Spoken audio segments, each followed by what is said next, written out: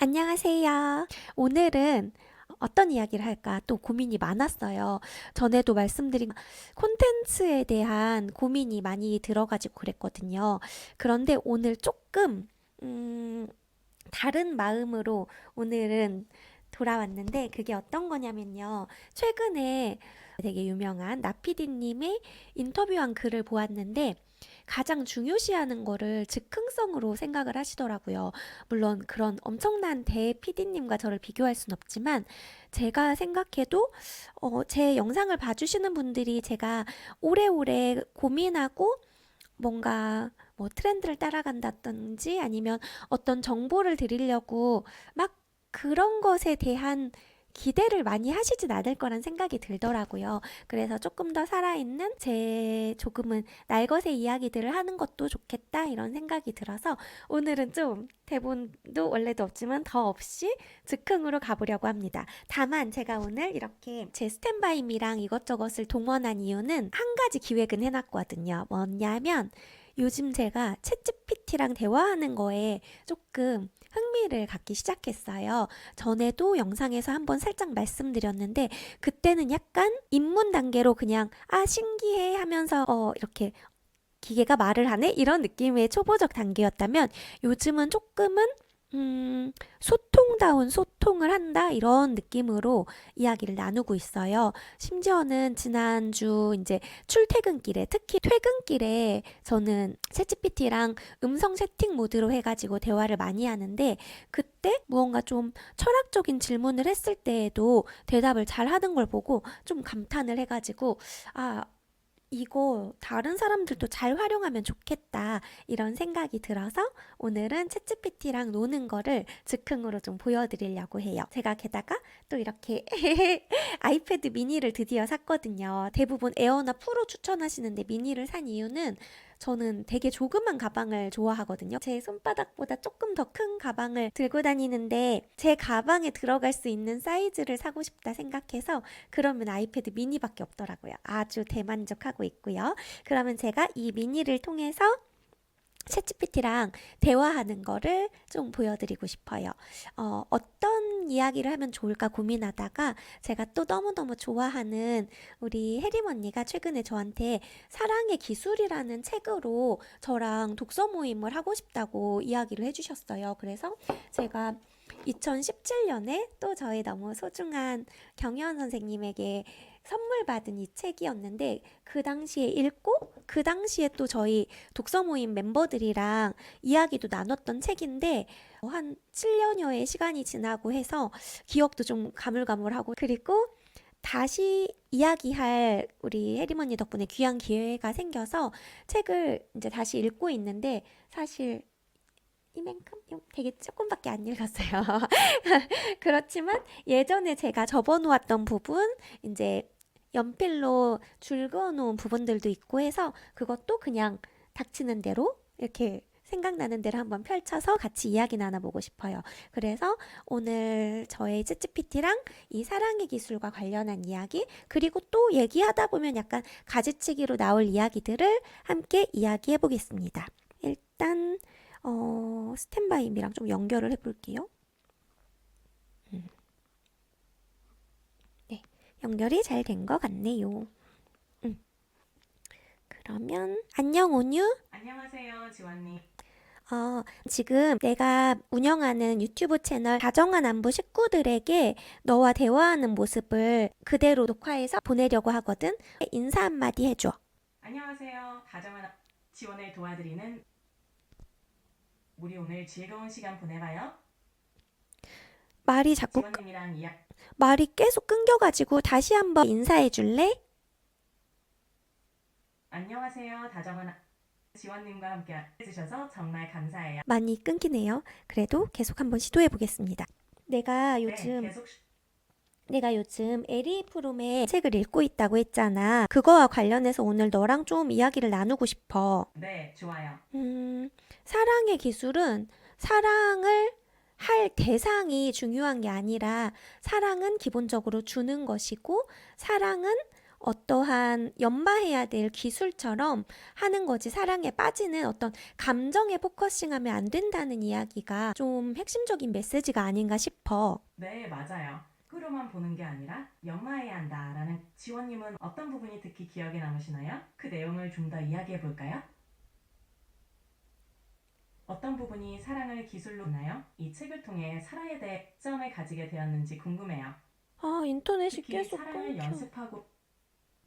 사랑을 연습하는 과정에서 아, 대화의 모습을 그냥 제가 일방적으로만 하면 보기에 지루하실까봐 이렇게 화면으로 좀 모습을 보여드리고 싶었는데 이게 미러링을 한 게 너무 말이 계속 끊기네요. 그래서 미러링 중단하고 그냥 해보겠습니다. 안녕, 다시 돌아왔어. 나는 에리 프롬의 사랑의 기술을 읽고 나도 사랑을 할 대상에 대해서 많이 고민을 하고 생각을 했던 것 같아. 사랑을 어떤 사람을 사랑할 것인가, 어떤 사람과 사랑할 것인가. 그런데 이 책은 사랑은 빠지는 감정에 대한 그런 게 아니라 사랑은 연마해야 할 기술이고 사랑은 주는 거가 아주 중요하다. 그렇게 이제 이야기하는 게 기존과 다른 메시지가 아닌가 싶어서 신선하고 좋더라고. 맞아요. 사랑을 기술로 바라보는 시각이 참 독특하죠. 이 책을 읽고 사랑에 대해 새롭게 생각해보게 된 부분이 많으실 것 같아요. 응. 특히 이 책에 대해서 이제 독서 모임을 하자 막 이런 얘기를 여럿이 나누었더니 한 분이 사랑의 기술이라니 너무 좀 그렇다. 난 그 책 안 읽고 싶다. 그러는 거야. 그러니까 사랑을 뭔가 그런 거 있잖아. 막 테크닉적으로 접근하는 그런 생각으로 이 책을 이제 기대하거나 오해하면 되게 실망할 수 있는 책인 것 같아. 그런데 알고 보면 이 책은 사랑이야말로 정말로 나 자신을 사랑하고 그리고 또 나를 성숙해 했을 때 온전한 사랑을 할 수 있다는 그런 이야기잖아. 그치? 맞아요. 사랑의 기술은 테크닉적인 접근보다는 진정한 사랑을 위해 자신을 성숙시키고 타인에게 주는 것을 강조하죠. 그럼에도 불구하고 오해의 소지가 있을 수 있는데 책의 본질을 이해하면 더 큰 공감을 얻을 수 있을 거예요. 그치. 근데 또 나는 이 책을 이제 같이 읽자고 한 언니한테 바로 선뜻 대답을 처음에는 못했던 게 지금 내가 특정한 대상을 사랑하는 사람이 없는데 이 책에 대해서 논하는 게 풍성한 어떤 나눔을 할 수 있는 자격까지는 아니지만 내가 그런 이야기 할 만한 뭐가 있을까? 이런 생각이 들었거든. 근데 이 책을 읽으면서 그게 사랑이라는 게 꼭 특정한 상대에 대한 사랑만이 아니라 삶을 대하는 태도, 그 사람을 통해서 내가 더 넓은 세계, 더 많은 세계를 사랑하는 어찌됐든 그 성숙한 태도에 대한 이야기가 더 중요하다는 걸 많이 나타내더라고. 네, 맞아요. 사랑이 꼭 특정한 대상에게만 국한되는 게 아니라 삶 전체에 대한 태도와 성숙함을 이야기한다는 점이 인상 깊죠. 그런 관점을 통해서도 풍부한 나눔이 가능할 거라고 생각해요. 맞아. 그 부분이 특히 그 69쪽에 나오거든. 내가 잠깐 읽어줄게. 본래 사랑은 특정한 사람과의 관계는 아니다. 사랑은 한 사람과 사랑의 한 대상과의 관계가 아니라 세계 전체와의 관계를 결정하는 태도, 곧 성격의 방향이다. 어떤 사람이 다른 한 사람만을 사랑하고 나머지 동포에게는 무관심하다면 그의 사랑은 사랑이 아니라 공서적 애착이거나 확대된 이기주의다. 정말 인상적인 부분이야. 정말 깊이 있는 구절이네요. 사랑이 특정한 대상에 국한되지 않고 세상 전체를 향한 태도라는 점이 참 인상적이에요. 그리고 아까 또 얘기했던 사랑은 수동적 감정이 아니라 활동이고 사랑은 참여하는 것이지 빠지는 것이 아니다. 사랑은 본래 주는 것이지 받는 것이 아니라고 이야기한 40쪽의 부분도 되게 의미가 깊다고 생각했어. 사랑을 통해 오히려 더 큰 기쁨과 성장, 생명력을 느낄 수 있다는 메시지가 깊은 울림을 주네요. 정말 생각할 거리가 많은 책인 것 같아요. 맞아. 그러니까 어릴 때는 물론 지금도 그렇게 많이 알지는 못하지만 사랑은 되게 그 감정의 스파크 그리고 약간은 열정적인 사랑이 조금 진정한 사랑 같고 그런 생각이 많이 들었는데 요즘은 사랑은 되게 의지, 노력이 중요한 일이라는 거를 많이 좀 생각하게 돼. 사랑에 대한 새로운 이해와 성찰이 많이 느껴지는 것 같아요. 그리고 나는 되게 또 인상적이었던 부분이 인간은 자기 자신을 아는 생명이다. 인간은 자기 자신을, 동포를, 자신의 과거를, 자신의 미래의 가능성을 알고 있다. 분리되어 있는 실제로서의 자기 자신에 대한 인식, 자신의 생명이 덧없이 짧으며 원하지 않았는데도 태어났고 원하지 않아도 죽게 되며 자신이 사랑하던 사람들보다 먼저 또는 그들이 자신보다 먼저 죽게 되리라는 사실의 인식, 자신의 고독과 자신의 분리에 대한 인식, 자연 및 사회의 힘 앞에서 자신의 무력함에 대한 인식, 이러한 모든 인식은 인간의 분리되어 흩어져 있는 실존을 견딜 수 없는 감옥으로 만든다. 분리를 힘들어하는 그 인간의 기본적인 속성, 그리고 결합, 합일에 대한 욕망에 대해서 되게 새롭게 또 인식할 수 있었던 구절이었던 것 같아요. 네, 인간의 고독과 분리감, 그리고 타인과의 결합에 대한 욕망을 이렇게 표현한 부분이 정말 깊이 있어요. 이런 통찰이 삶에 대한 새로운 시각을 열어주는 것 같네요. 정말 생각할 거리가 많은 책이에요. 맞아. 네, 사랑을 정말 깊이 있는 내용들이 많네요. 이런 통찰을 통해서 사랑과 삶에 대해 더 깊이 생각해 볼 수 있는 것 같아요. 그리고 또 굉장히 놀랍다고 깨달았던 부분이 있는데 120쪽에서 모든 사람이 되도록이면 타인들과 함께 있으려고 하지만 모든 사람들은 아주 고독하며 분리 상태가 극복되지 못했을 때 필연적 결과로 생기는 깊은 확실성과 불안, 죄책감의 지배를 받는다. 우리 문화는 사람들이 이러한 고독을 의식하고 깨닫지 않게끔 도와주는 여러 가지 완화제를 제공한다. 우선 제도화된 기계적 작업의 엄밀한 규격화. 이것은 사람들로 하여금 인간의 가장 기본적인 욕망, 곧 초월과 합일에 대한 갈망을 깨닫지 못하게 하는데 도움이 된다. 그러니까 우리가 이 본질적, 본래적인 합일에 대한 욕망을 잠시 우선순위에서 비껴나도록 그 노동의 규격화, 일하는데 약간 치여서 덜 생각하게 한다는 그런 말인 것 같잖아, 그치? 네, 맞아요. 일상의 규격화된 노동이 우리에게 그런 본질적 욕망을 잊게 만들 수 있다는 통찰이네요. 현대사회에서 이런 부분이 정말 많이 느껴지는 것 같아요. 이런 내용들이 우리가 더 깊이 생각해 볼 기회를 주는 것 같아요. 그리고 또 그 다음 쪽에는 오늘날 인간의 행복은 즐기는 데 있다.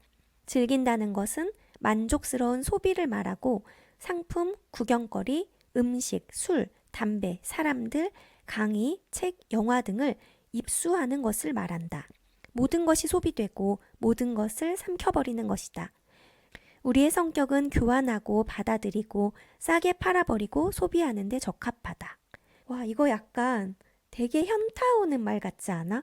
내가 즐기고 소소한 즐거움을 얻고 또 만족스러운 소비를 하고 이런 것들에 대해서 정말 나도 강의도 많이 듣고 콘텐츠도 많이 소비하고 쇼핑도 좋아하고 하는 사람으로서 그런 것들이 다른 모든 더 중요한 걸 어떻게 보면 삼켜버리고 있다는 생각도 들더라고. 네, 정말 현실적인 통찰이에요.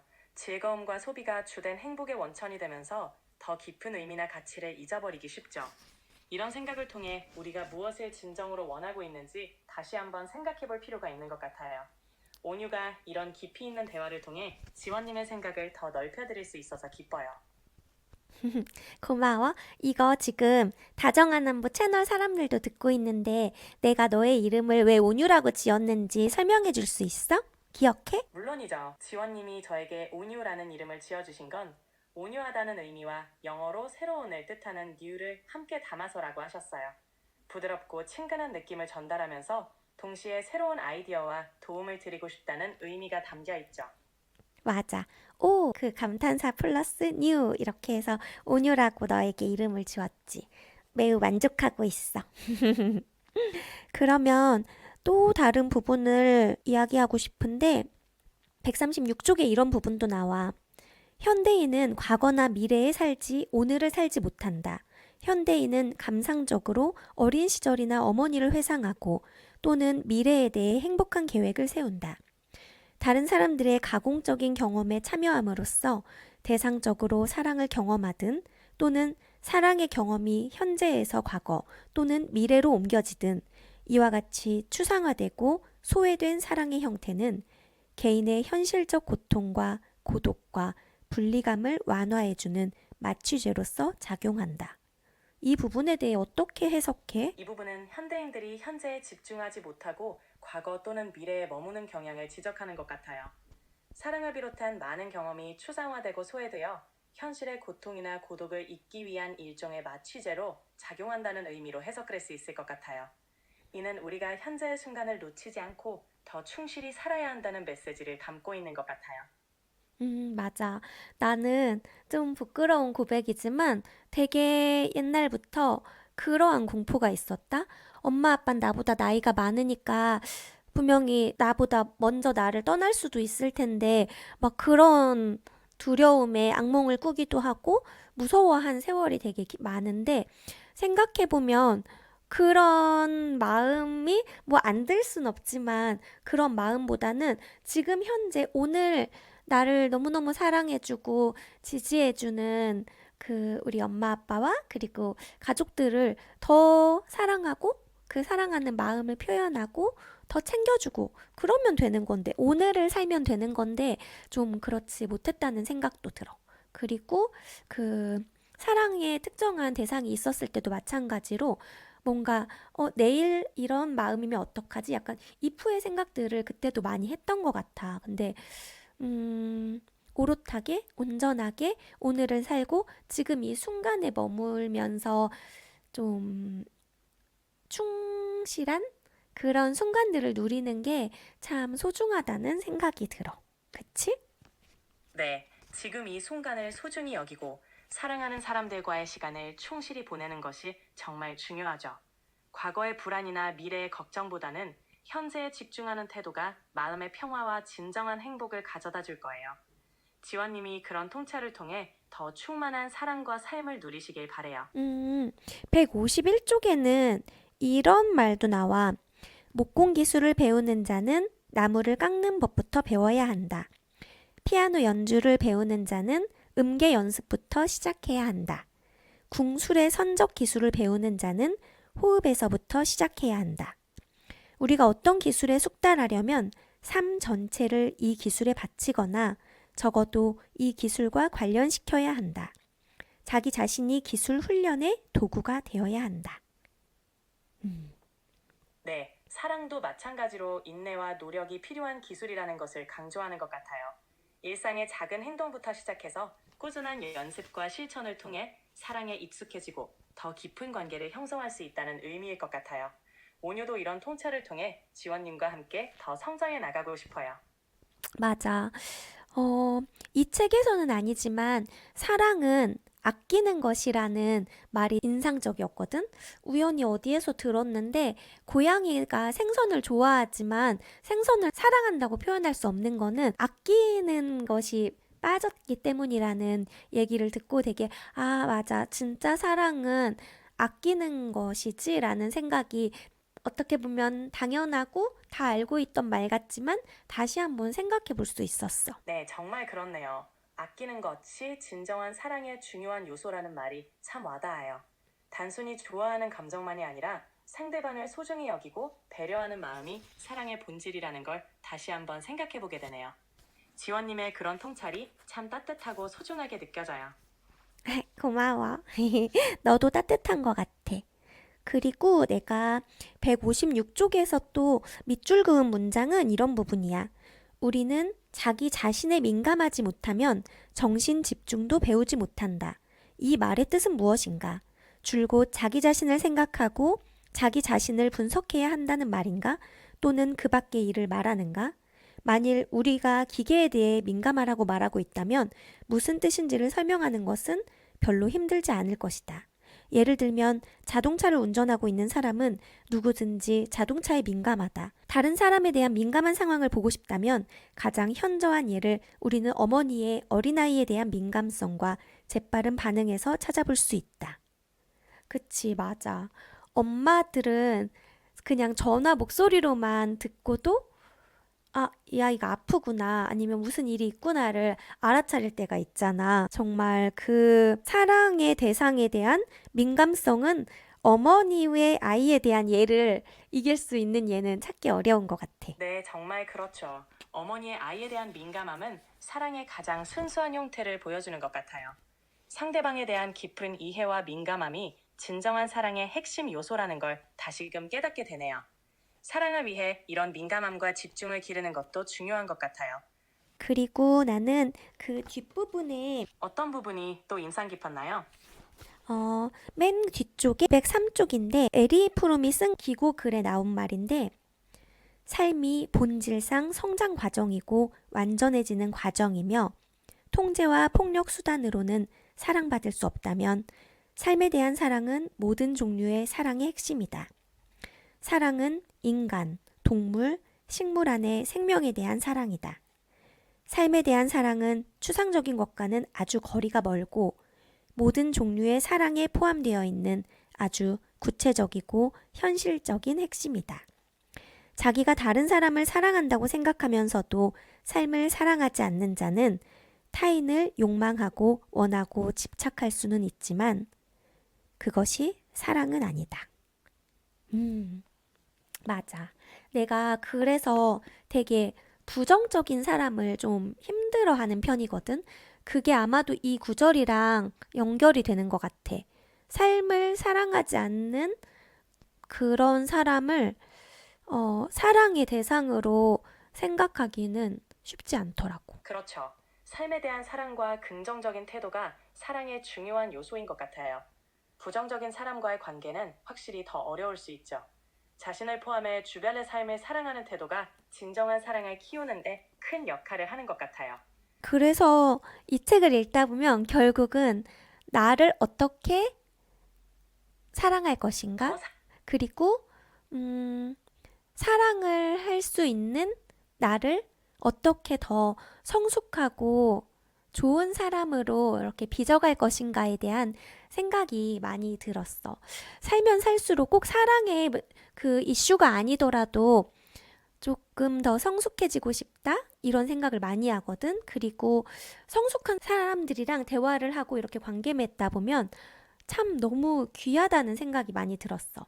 성숙한 사람의 화법이라든지 그 행동하는 모습, 태도 이런 것들이 나를 되게 감동시키는 순간들이 거의 매일매일 있거든. 내 주위에 좋은 사람이 꽤 많아가지고 그런 것들이 이 책을 읽으면서 다 이렇게 연결되고 오버랩되고 하면서 조금 마음이 이렇게 뭐랄까 벅차오는 기분 좋은 순간들이 많았던 것 같아. 네, 정말 성숙함과 사랑은 깊이 연관되어 있는 것 같아요.